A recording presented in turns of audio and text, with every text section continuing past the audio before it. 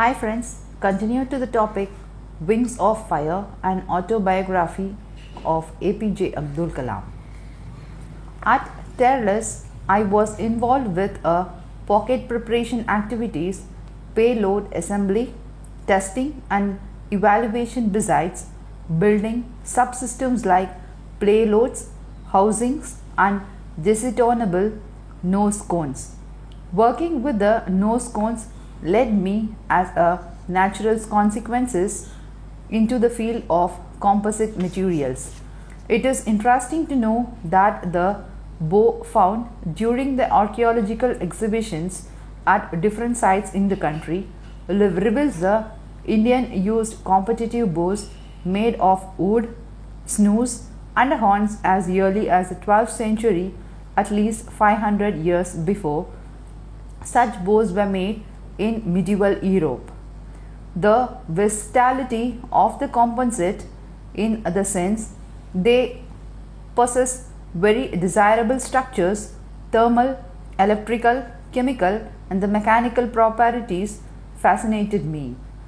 He was so enthused with these man-made materials that he was in the hurry to know everything about that almost overnight.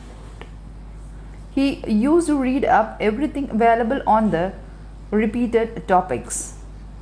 It was particularly interested in the glass and carbon fiber reinforced plastic, that is FRP composites.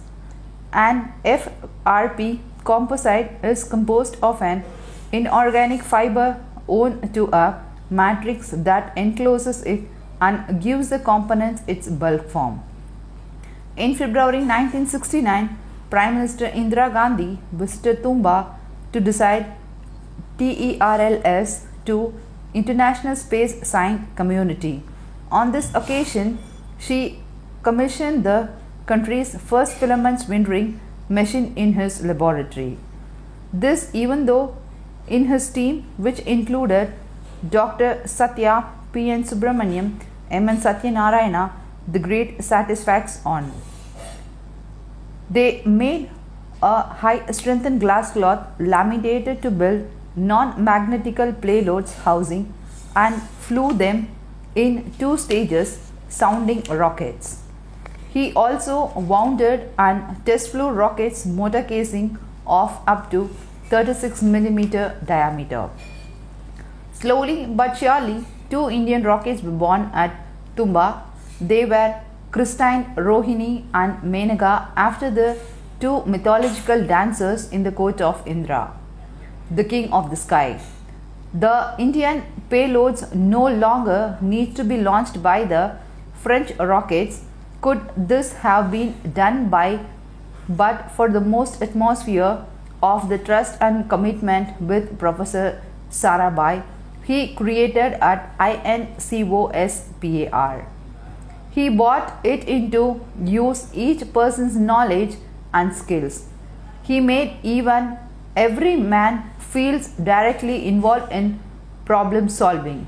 But the very fact of the team members' participation, the solution becomes genuine and earned the trust of the entire team, resulting in total commitment towards the implementation. Professor Sarabhai was matter of the fact and never tried to hide his disappointments. He used to talk with us in an honesty and objective manner.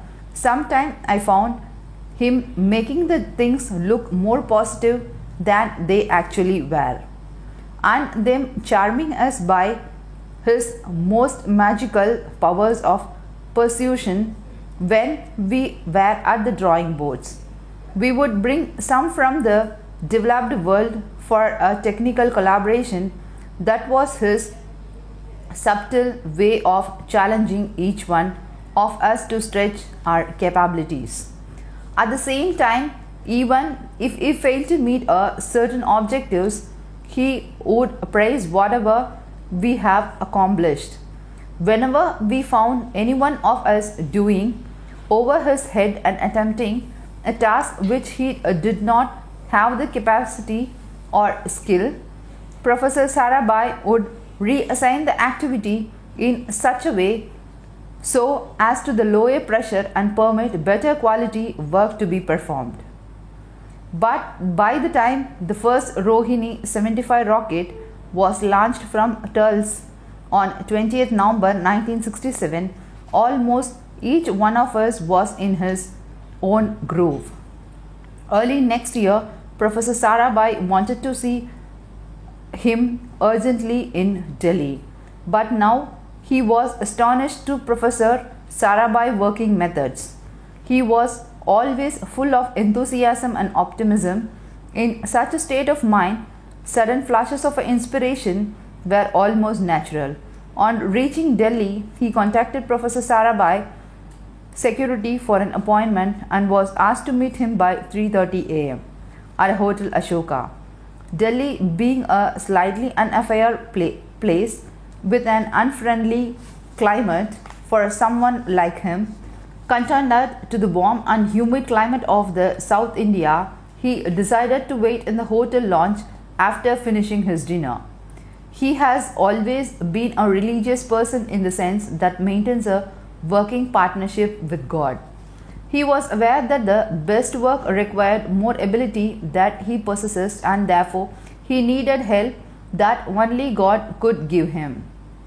He made a true estimate on his own ability, then raised by 50% and put himself in God's hand. In his partnership, he always have received all the powers he needed, and in fact have actually felt it flowing down through him. Today, he can affirm the knowledge the kingdom of God is within him, you in the form of his power, to help achieve his goal and realizes his dream. There are many different types of a level of experience that turns this internal power reaction critical. Sometime when he was ready, the gentlest contact with him films us with his insight and wisdoms. This could come from an encounter with another person, from a word, a question, a gesture, or even a look. Many a time it would come even through a book conversation, some phrases, even a line from a poem or a merged sight of a picture. Without the slightest warning, something new breaks into your life and a secret decision is taken, a decision that you may be completely unconscious of to start with. He looked around the elegant lounge.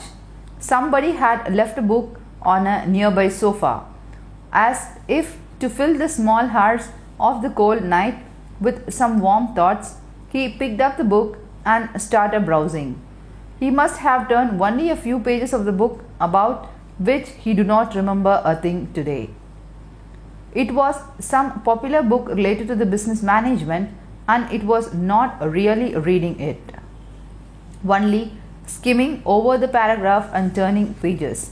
Suddenly his eyes fell on the pages in this book. It was quotation from the George Bernard Shaw. The gist of the quote was that all reasonable men adapt themselves to the world. Only a few unresponsible ones perished in trying to attempt the world of themselves. All progress in the world depends on that these unreasonable men and the innovators and often non-conformist actions. He started reading the book from the Bernard Shaw passage onwards. The author was describing certain myths woven around the concepts and the progress of innovation in the industry and the business. He read about the myth of a strategic planning. It is generally believed that the substantial strategies and the technological planning greatly increases the odds of no surprises outcome. The author was of opinion that it is essential for a project manager to learn and to live with uncertainty and ambiguity. He felt that it was a myth to hold that the key to economic success is compatibility. A quotation from General George Patton was given as a counterpoint to this myth that a good plan violently executed right now is far better than a perfect plan executed next week. It is a myth that to win big, no must strive to optimize. The author felt. Optimization wins only on the papers but would invariably lose later in the real world, the book said. Waiting in the hotel lobby at 1 a.m. for an appointment 2 hours later was certainly not a reasonable proportions, neither for me or nor for the Professor Sarabhai. But then Professor Sarabhai had always excited a strong component of unorthodoxy in his chapters. He was running the snow of the space research in the country, understaffed, overweighted, overworked, nevertheless in a successful manner. Suddenly, he became aware of another man who came and sat down on a sofa opposite of him. He was a well-built person with an intelligent look and refined postures. Unlike him, always disorderly in this dress, this man was wearing elegant clothes, notwithstanding the odd hours. He was alert and vivacious. There was a strong magnetic about him which declares that the train of his thoughts on innovations and before he could back to the book. He was informed that Professor Sarabhai was ready to receive him. He left the book on the nearby sofa from where he was picked it. It was surprised when the man sitting opposite on the sofa was also asked to come inside. Who was he? It was not longer before my question was answered. Even before we sat down, Professor Sarabhai introduced us to each other. He was Group Captain V.S. Narayanan from Air Headquarters. Professor Sarabhai ordered a coffee for both of us and unfolded his plan of developing a rocket-assisted takeoff system, that is RATO, for military aircraft. This would help our warplanes to take off from the short runs in the Himalayas. Hot coffee was served over small talks. It was totally uncharacteristic of Professor Sarabhai. But as soon as we finished the coffee, Professor Sarabhai rose and asked us to accompany him to the Tilpat range on the outskirts of Delhi. As we were passing through the lobby, I threw a cursory glance at the sofa where I left the book. It was not there. It was about an hour drive to the range. Professor Sarabhai showed us a Russian RATO. If I got you the motors of this system from Russia, could you do it in 18 months' time? Professor Sarabhai asked us. Yes, we can. Both GB Captain V.S. Narayanan and he spoke almost simultaneously said. Professor Sarabhai face beamed, reflecting our fascinating recall whatever I had read. He will bestow on you a light to walk in. After dropping us back at the Hotel Ashoka, Professor Sarabhai went to the Prime Minister's house for a breakfast meeting. By that evening, the news of India talking about indigenous development of a device to help short runs to take off by the high performances military aircraft, with myself heading the project, was made public. He was fulfilled with many emotions, happiness, gratitude, a sense of fulfillment, and these lines from a little known poet of 19th century crossed in his mind. For all your days prepare and meet them ever alike, what you are the annual beer, when you are the hammer strike. RATO motors were mounted on the aircraft to provide the additional thrust required during the takeoff of a run under the certain advised operating conditions, like particularly bounded on the runways, high altitude airfields, more than a precise load, or a very high amphibian temperature. The Air Force was in a dire need of a large number of RATO motors for their S-22 and HF-24 aircrafts. The Russian RATO motors shown to us at Tilap range was capable of generating 3000 kgs thrust with a total impulse of 24,500 kgs second. It is weighted 220 kilos and had a double base propellant enchalled in steel. The development work was to be carried out at the Space Science and Technology Center with the assistance of the Defense Research and Development Organization DRDO, HAL, DDDP and Air Headquarters. After a detailed analysis of the available options, he chooses a fiberglass motor casing. We decided in favor of a composite proponents which gives a higher specific impulse and aimed at a longer burning time to utilize it completely. He also decided to take additional safety measures by incorporating a diaphragm which would repercute if the chamber pressure for some reason extended twice the operating pressure.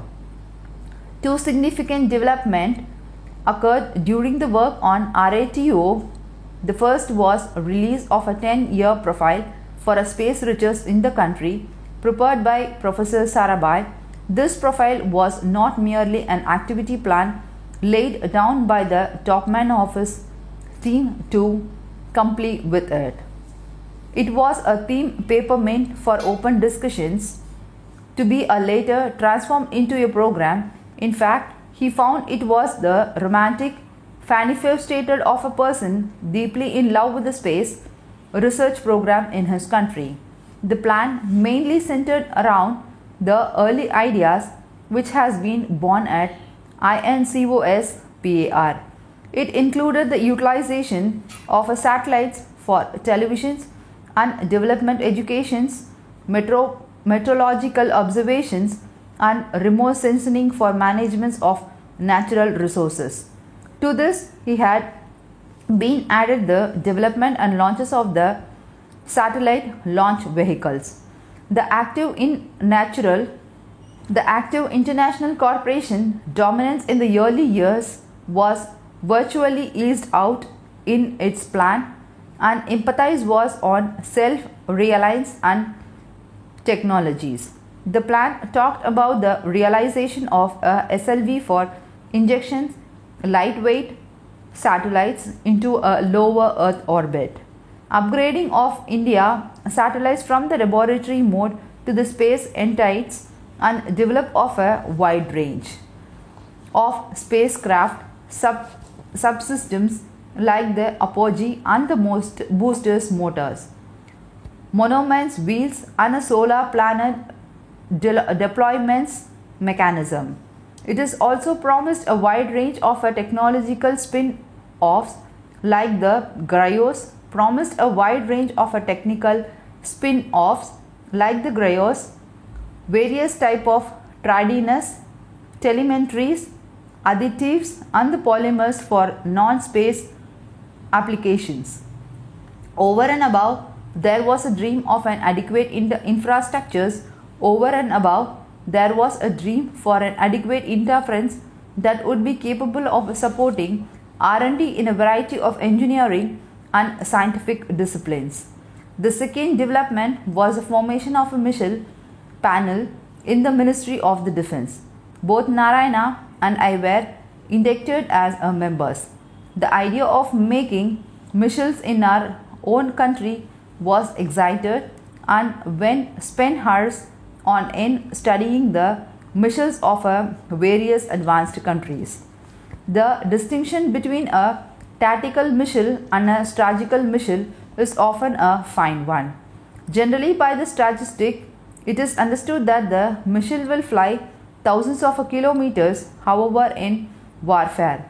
This term is used to denote the kind of a target rather than its distance from the missile launch. The strategic missile or those that strike at the enemy's heartlands, either in a counterforce attacks on their strategic forces or in a counter value attacks on the society, which is essence mean is cities. The tactical weapons or those that influence a battle and the battle may be by the land, sea or air, or on all other three together. This categorization now appears non-sensational as the US Air Force ground-launched Tomahawk is used in a tactical role, notwithstanding its large of some 3,000 kilometers.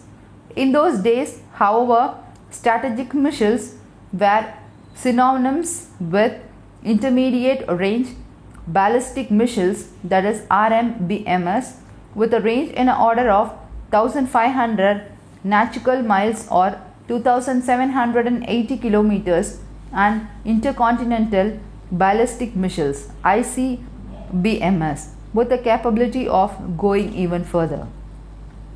The Captain Narayana had a ineffable enthusiasm for guided missiles. He was a great admirer of the strong arm approach of the Russian missile development program. When it could be done there, why not here, where space research has already prepared the soil for a bonanza of a missile technology? Narayana used to needle him. The bitter lesson of the two wars in 1962 and in 1965 has left the Indian leadership with a little choice in the matter of achieving self-reliance in the military hardware and weapon systems. A large number of surface-to-air missiles, that is SAMs, were obtained from the USSR to God statistic location. Captain Narayana passionately advocated the development of these missiles in the country while working together at RATO Motors and on the missile panel. Narayana and I played the vital roles of a student and a teacher interchangeably, whatever required. He was very eager to learn about the rocketry and was very eager to learn about the rocketry, and I was very curious to know about the airborne weapon system. The depth of the Narayana's conviction and his force of application were inspired. Right from the day of our pre-dawn visit to the Tiplet range with the Professor Sarabhai, Narayanan was always busy with his RATO motors. He has arranged everything that was required before being asked. He obtained funding rupees 75 lakhs with the further commitments towards any unforeseen cost. Your name the thing and I will get it for you. But do not ask for time, he said. At times, he always often launched at his impatience and read from these lines from T.S. Eliot's. Between the conception and the creation, between the emotion and the response falls the shadow. Defense R&D at the time was heavily dependent on imported equipments. Virtually nothing was available. Together we made a long shipping list and drew up an important plan. This made me unhappy. There was no remedy or alternative? Was his notation demoted to life with a screwdriver technology? Could a poor country like India afford this kind of development? One day, while working late in the office, which was quite routine, after he took up to a RATO project, he saw a young colleague, Jaya Chandra Babu, going home. Babu had joined us a few months ago, and the only thing he knew is about him was that he had a very positive attitude and was articulated. He called him to his office and did a bit of loud thinking. Do you have any suggestions? He asked him. Babu remained silent for a while and then asked for a time until the next evening to do some homework before answering his question. The next evening, Babu came to him before the appointment time, his face was beaming with the promise. What can to do, sir?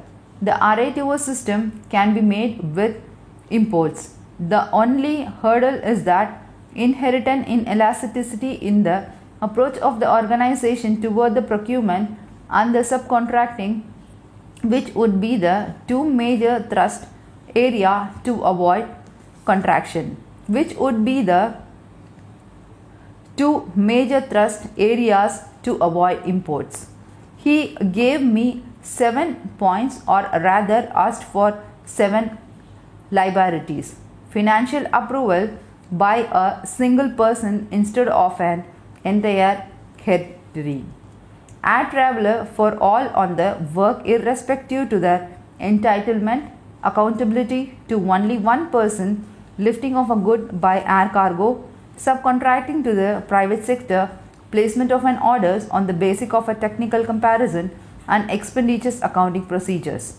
These demands were unheard of in a government establishment, which tends to be a constructive, yet it could be seen the soundness of the proportion.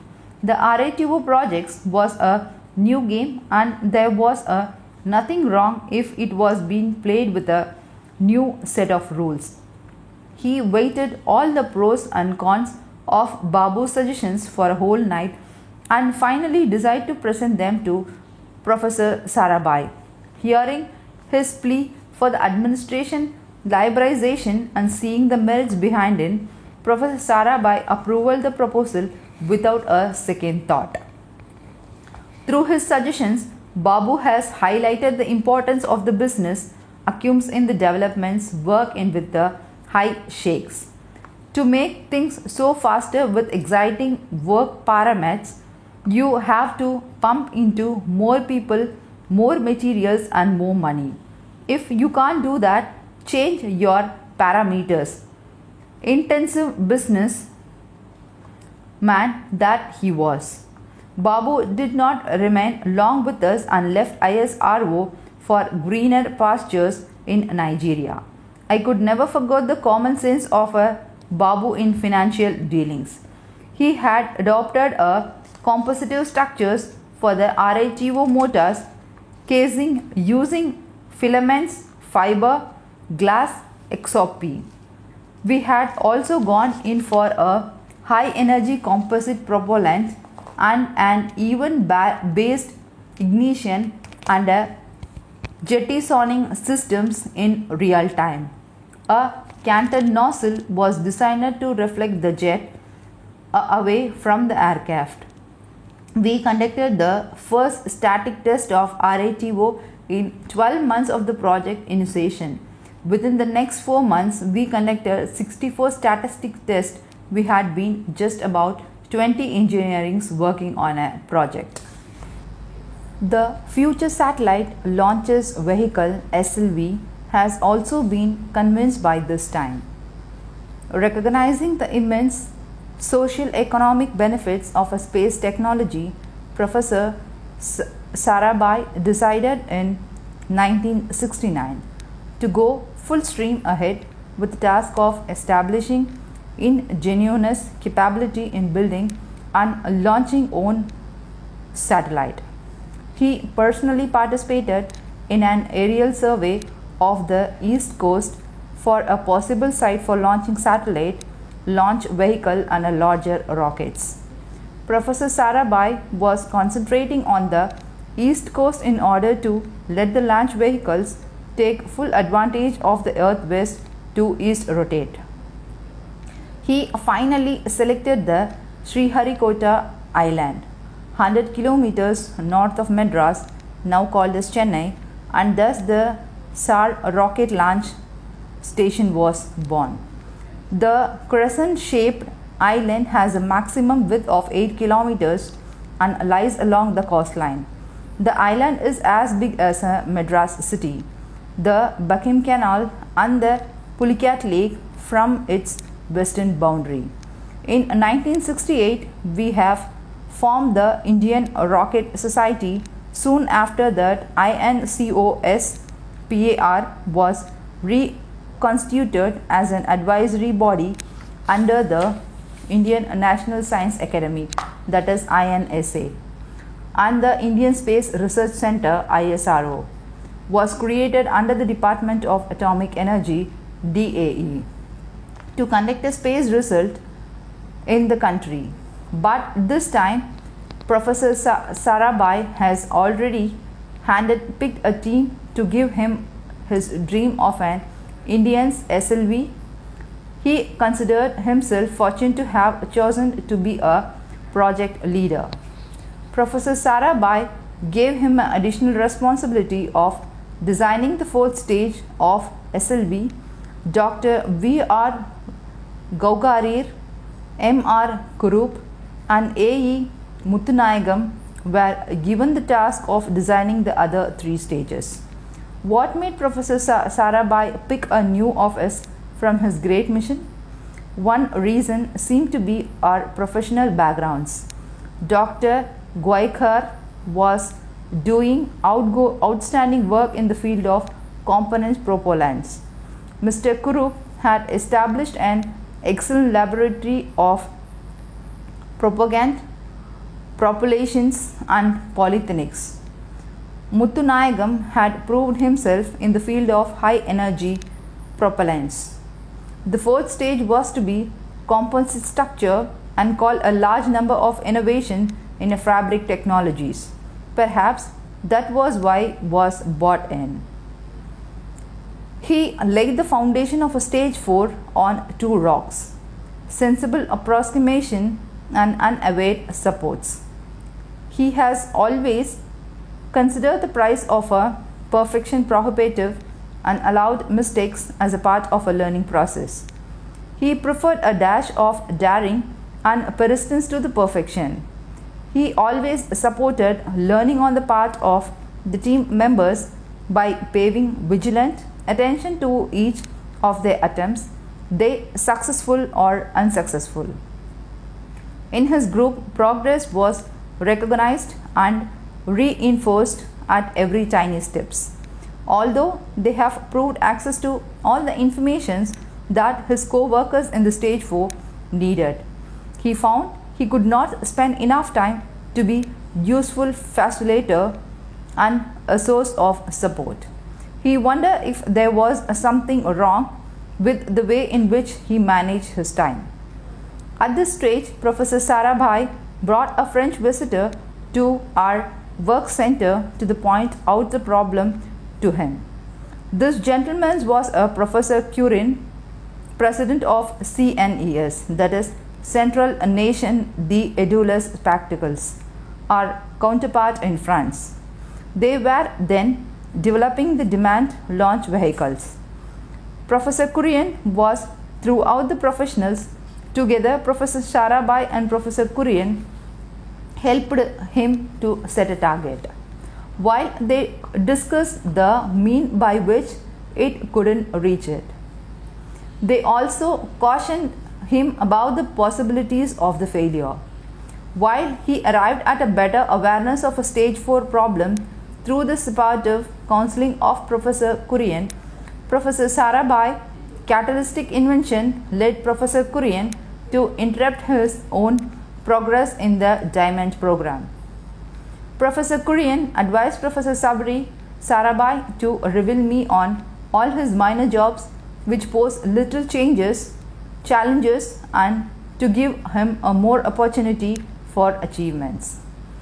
He was so impressed by his well-planned efforts that he inquired if we could make the Diamond 4 stage.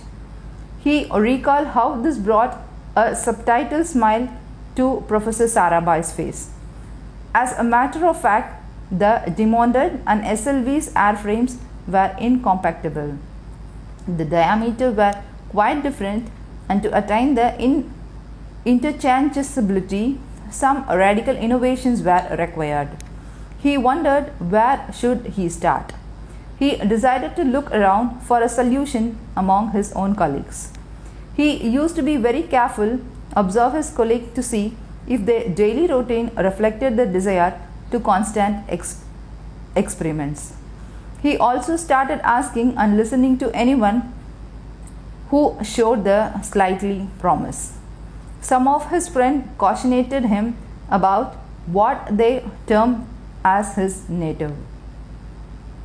It made it an unfailing routine to make notes on an individual suggestions and gave handwritten notes to the colleagues in the engineering and design, requesting concentrate follows-up actions within 5 or 10 days. This method works wonderfully well. Professor Kurian testified while reviewing our process that we have achieved in a year time what our counterpart is in Europe could barely manage in 3 years. Our plus point, he noted, was that each of us worked with those below and above in the heritancy. He made it a point to have the team meet at least once every week. Though it took up the time and energy, he considered it essential. How good is a leader? No better than his people and their commitment and the participation in the projects as full partners. The fact that he got them all together to share whatever little developments that can be achieved, results, experiments, small success and the likes seem to be the most worth putting all energy and the time into it. It was a very small price to pay for that community, commitments and sense of a teamwork, which could in fact be called trust. Within his own small group of peoples, he found leaders and learned that leaders exist at every level. This was another important aspect of management that he learned. We have modified the existing SLV-4 stage designed to suit the diamond airframe. It was reconfigured and upgraded from 250 kg to 400 mm diameter stage to 600 kg 650 mm diameter stage. After 2 years of effort, when we were about to deliver to CNES, the French suddenly cancelled that Diamond B.Sc program. They told us that they did not need our stage 4 anymore. It was a great shock, making me reveal that the earlier disappointments at Dehradun, when I failed to get into Air Force, and at Bangalore when the Nandi project was aborted at ADE. He has invested great hope and efforts in the 4th stage so that it could be flown in a dominant rocket. The other 3 stages of SLV involves enormous work in the area of rocket propulsion, were at least 5 years away. However, it did not take me long to shift the disappointments of a Diamond B.Sc stage 4.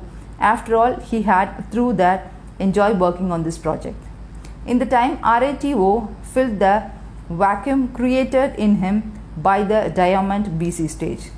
When the RATO projects was underway, the SLV project story started taking shape. Competence for all the major systems of launching a vehicle has been established in Tumba by now.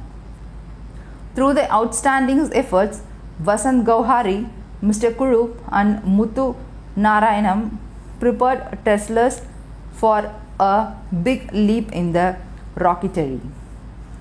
Professor Sarabhai was an exemplar in the art of team building. On one occasion, he had to identify a person who could be given the responsibility for developing a telecom system for SLV. 2 men were components to carry out this task. One was the census and sohifitated U.R. Rao, and the other was unknown experimenter G. Mahadev Nair. Although he was deeply impressed by Mahadevan Nair's dedications and the abilities, he did not rate his changes as very good. During one of the Professor Sarabhai routine's visits, Madhavan Nair boldly demonstrated its improved but highly reliable telecom system. Professor Sarabhai did not take much time to take back the young experiments in preference to be an established expert. Madhavan Nair not only lived up to the expectation of his leader but even went beyond them. He was to the later became the project director of the Polar Satellite Launch Vehicle PSLV-5. SLV and the missiles can be called first cousins. They are different in concept and purpose, but comes from same bloodline of rocketry. A massive missile development project has been taken up by DRDO at the Defense Research and Development Laboratory DRDL Hyderabad. As the pace of this surfaces to the air missile development project increased, the frequency of the missile panel meetings and his interactions with the Captain Narayanan also increased. In 1968, Professor Sarabhai came to Tumba on one of his routine visits. He was shown the operation of the nose cone gesticulating mechanisms. As always, we all are anxious to share the results of the work with Professor Sarabhai. We requested Professor Sarabhai to formally activate the Fyro system through a timer circuit. Professor Sarabhai smiled and pressed the button. To our honor, nothing happened. We were dumbstruck. We looked at the paramount scale. We have designed and integrated the timer circuit. In a flash, each of us mentally went through an analysis of the failure. We requested Professor Sarabhai to wait for a few minutes. Then we detached the time device, giving direct connection to the Cyrus. Professor Sarabhai pressed the button again. The Cyrus was fired and the nose cone was just designed. Professor Sarabhai congratulated Kale and him, but his no guess was on his mind. The suspense did not last for a long, and we got a call from a Professor Sarabhai's secretary to meet him after dinner for an important discussion. Professor Sarabhai was staying at the Kovalam Palace Hotel, his usual home whenever he was in Trivandrum. He was slightly perplexed by the summons. Professor Sarabhai greeted him with his customary warmth. He talked of the rocket launch station, investigating facilities like launching pads, black houses, radars, telemetry, and so on, things which are taken for granted in Indian space research today. Though he brought up the incident that he occurred that morning, this was actually what he has feared. Many appreciation of an reproach from his leader, however, be unfounded. Professor Sarabhai did not conclude that the failure of the pyro timer circuit was the outcome of insufficient knowledge and a lack of skill on the part of his people or a faulty understanding at the direction stage. He asked him instead if we were unenthusiastic by a job that did not pose sufficient challenges. He also asked me to consider if my work was possibly being affected by any problem of which he was heterocare and affair. He finally put his fingers on his key issues. We lack a single roof to carry out a system integrated of all our rocket stage and rocket systems. Electrical and the mechanical integrations works was going on with a significant phases difference both in time and in space. There was a little effort to bring together a desperate work on electrical and the mechanical integration. Professor Sarabhai spent the next hours in redefining our task, and in the small hours of the morning, the decision to set up a rocket engineering session was taken. Mistakes can delay or prevent the proper achievements of the objectives of the individuals and organizations, but a visionary like a Professor Sarabhai can use errors as opportunities to promote innovation and the developments of the new ideas. He was not specially concerned with the mistakes in the timer circuit, least of all with the pinning the blame of it. Professor Sarabhai's approach to mistakes rested on the assumption that they were inevitable but generally manageable. It was in the handling of the crisis that rose as a consequences that the talent could often be revealed. He laterly realized by the experience that the best way to prevent errors was to adequate them. But this time, by a strong twist of fate, the failure of the time circuits led to the birth of a rocket engineering laboratory. It was his usual practice to brief Professor Sarabhai about every mission panel meetings. After attending one such meeting in Delhi on 30th December 1971, he was returning to Trivandrum. Professor Sarabhai was visiting Tumba that very day to review the SLV design. He spoke to him on the telephone from the airport lounge